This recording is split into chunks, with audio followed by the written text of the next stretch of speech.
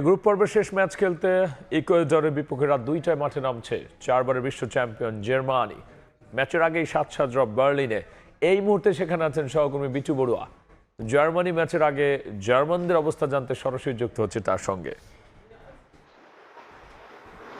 আর মাত্র কয়েক ঘন্টা পরেই মার্কিন যুক্তরাষ্ট্রের নিউ ইয়র্কের ম্যাটলাইফ স্টেডিয়ামে মুখোমুখি হচ্ছে ইকুয়েডর এবং পরাশক্তি জার্মানি। তবে জার্মানির এই ম্যাচটা নিয়ে যতটা না জার্মানরা নির্ভর রয়েছে, বিশেষ করে জার্মানিতে যেসব ফুটবল প্রেমিকরা রয়েছেন এবং ফুটবল সমর্থকরা রয়েছেন, তারা কিন্তু এই ম্যাচটিকে নিয়ে তাদের মধ্যে তেমন একটা উত্তেজনা বিরাজ করছে না। কারণ হচ্ছে ইতিমধ্যেই নকআউট পর্ব নিশ্চিত করেছে জার্মানি। তবে এই ম্যাচটি জার্মানির জন্য যতটা না আসলে হালকাভাবে নেয়ার ম্যাচ, তার চেয়ে বেশি কঠিন হচ্ছে ইকুয়েডরের জন্য।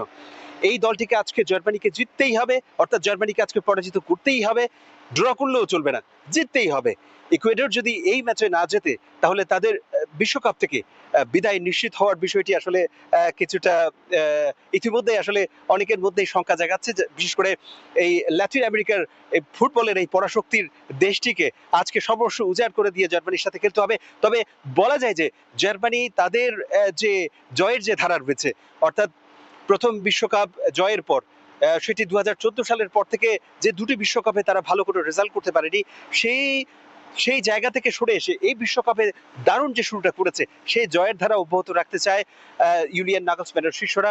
সেই ক্ষেত্রে আসলে সবচেয়ে দুঃখজনক যে বিষয়টি, সেটি জার্মানির যে ডিফেন্স রয়েছে, সেই ডিফেন্সে যে স্লটারব্যাক, তিনি যে অসুস্থ হয়ে গেছেন, অর্থাৎ তিনি যে ইনজুরিতে পড়েছেন, তার যে বিশ্বকাপ শেষ হয়ে গেছে, সেই জায়গাটাতে আজকে আন্টোনিও রুডিগার খেলবেন। এবং তাকে নিয়েও আসলে জার্মান যারা সমর্থক রয়েছে, তারা দারুণভাবে আসলে উচ্ছ্বসিত। কারণ তিনি আসলে প্রমাণ করেছেন, নতুন করে প্রমাণ করার কিছু নেই।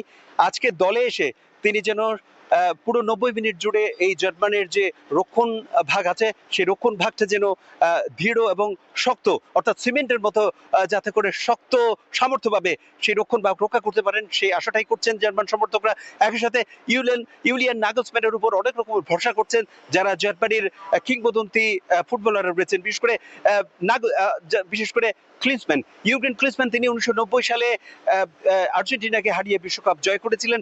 তিনি আশা করছেন আসলে জার্মানির যে জয়ের ধারা রয়েছে এবং দলের মধ্যে যে হারমোনি রয়েছে, এবং একই সাথে দলের মধ্যে যেরকম একতা রয়েছে, সেই একতা এবং হারমোনি সেটি যেন বজায় থাকে এবং আজকে ইকুয়েডরকে হারিয়ে জার্মানি যেন গ্রুপ চ্যাম্পিয়ন হয়, সেই আশাটাই করছেন এখানকার জার্মানির ভক্ত সমর্থক যারা রয়েছেন তারা। তো এই ছিল আমার কাছে জার্মানি থেকে এখানকার যে সমর্থকরা আজকের যে গ্রুপের শেষ খেলা, সেটি নিয়ে তাদের যে আশা ভরসা, তার সর্বশেষ।